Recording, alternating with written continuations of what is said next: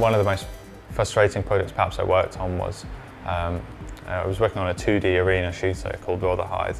I think I was working on it for about a year maybe, and this was, you know, in my spare time, so I wasn't losing money on it or anything, but I was still putting a lot of my own energy into it and time and that.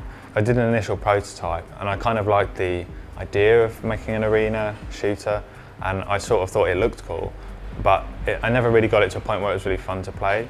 And so I kept on working on other areas. I worked on online play and high scores and all these menus, and trying to like polish the game up and thinking eventually I'll just crack that core gameplay and it will be fun, but it never really was.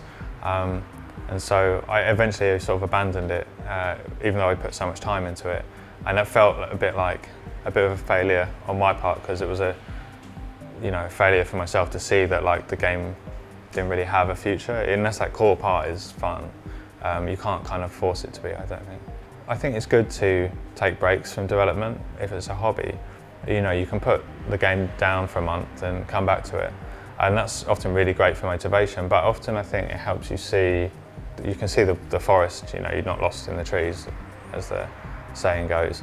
You know, and taking a step back like that will help you sort of like judge it again and say, you know, is it working, is it coming together? But I don't think there's a perfect answer. I think everyone probably has their own ideas about, you know, when to give up sort of thing, or when to move on to something else. There's lots of times, you know, lots of games I've worked on which haven't finished, lots of things which I might sort of consider failures, but I think from all of them you can learn something.